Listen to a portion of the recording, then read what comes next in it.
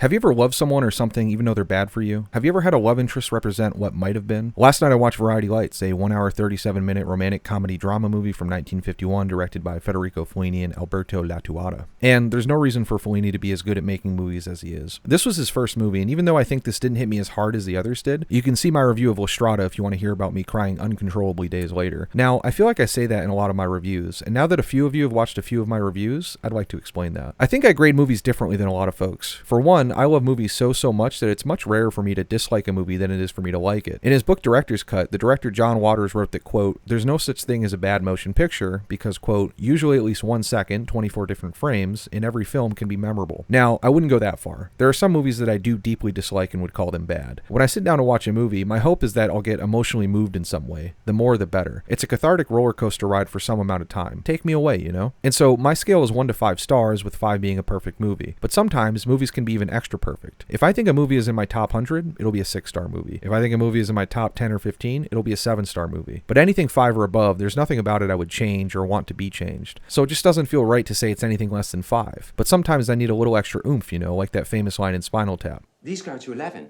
And yeah, I'm aware of how little this makes sense. But for example, E.T. for me is something like a 5-star movie. Perfect score, perfect performances, shot perfectly, it's moving, and so on. There's nothing I would change. But it didn't hit me quite as hard as Sorcerer. In both cases, there's nothing I would change, but Sorcerer left me so exhilarated with its content and introspective about the things we do in capitalism that, well, it's a top 100 for me. So 6 stars. And so for me, I wanted to explain all that to talk about the difference between this and 2 of Fellini's other movies, Il Bidone and La Strada. This movie is a perfect 5-star movie, but it's not in my top 100. I would, of course, absolutely recommend this to anyone. It did make me lonesome as hell, and it made me examine certain parts of me that are drawn to things or people or whatever that are just not good for me. It's such a heartbreaking and funny exploration of that. Il Bidone, though, made me feel like I should maybe just go lie down on a hill and die in some part of me. That movie is about a group of poor con artists conning other poor people, even going so far as selling fake antibiotics to sick people. That's impossibly scummy. But I've worked some dehumanizing jobs, and I hated the alienation that came with providing a service or selling something to people that, yeah, maybe had some value, but maybe the whole thing didn't need to exist. So that's 6 stars. La Strada, though, I was just sobbing, and I don't know that I'll ever recover from it fully. It's kind of permanently changed something in me, I feel, and how I view myself and how I think. I really think, and definitely hope, it caused a lot of growth. I think for the good because it helped me confront things. My therapist asked me if I identify more with Gelsomina or Zampano in that movie, and well, I still don't know.